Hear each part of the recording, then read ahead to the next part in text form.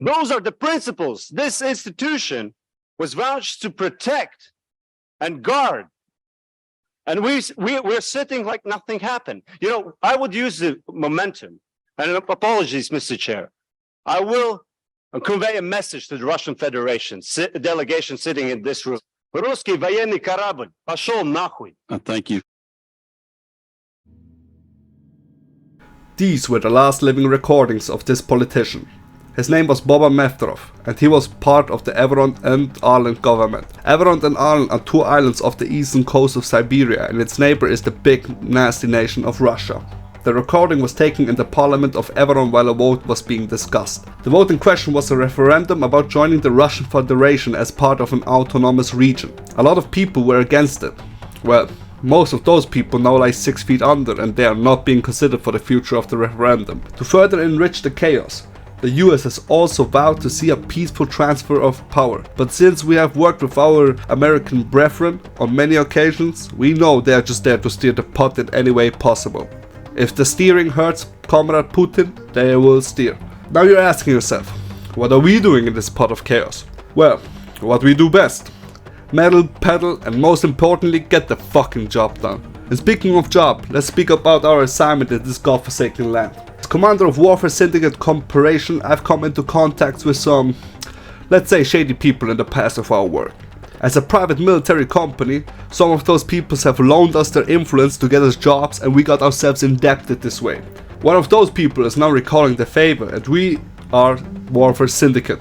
We don't shy from challenge, and we never forget debts. The favor we're asked to do is find a certain Professor Stein on the islands of Arland and Everon. Professor Stein was befriended to Mr. Medrov, the assassinated politician, and his wife, the contractor, thinks his whereabouts is still on the islands. Since the assassination and announcement of the referendum, the islands has turned into complete chaos.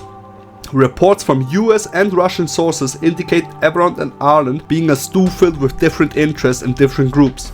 On paper right now, we only know about the existence of Russian forces, US forces, and the Liberation Army, which was founded 2 weeks ago on the aftermath of the assassination. But there are probably even more groups on the islands which haven't expressed their alignment yet.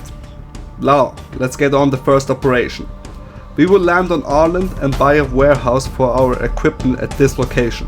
The warehouse will act as our temporary base for as long as needed. Your first assignment will be contacting 2 sources I've been able to find. Both of them have promised me a meeting. Both sources will provide us with further intel on the different groups on Everon and Arland, and if they were able to, provide us information about Professor Stein's whereabouts. Depending on the information we get, I will let your squad leaders make a decision.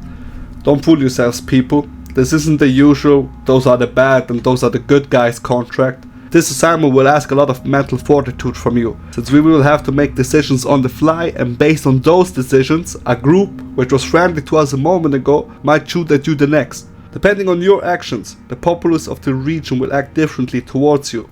This is no Iraq, where the US flag can protect the base and your own health on patrol. This is Everon and Arland, where the only protections we have is the relations we craft. So step carefully and think about what you say. It might be the last step in what you do. Command out.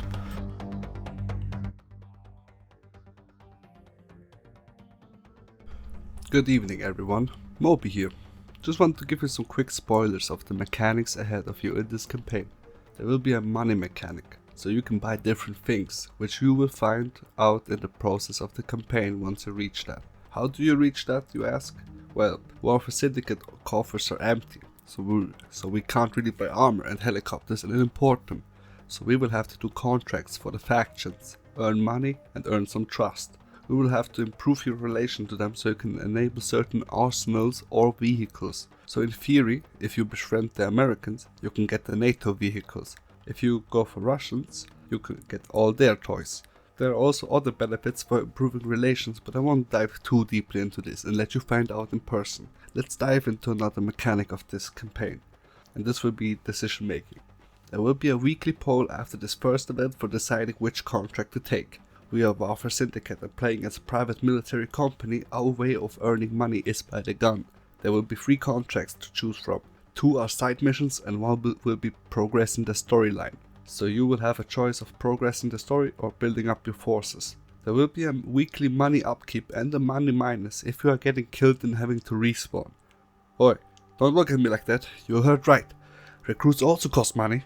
The more toys you get, the more the maintenance costs. So keep in mind how far you want to build your base. This is all you get for the moment. Don't want to spoil you too much because there's still some depth in this campaign. I wish you a nice day. Moby out.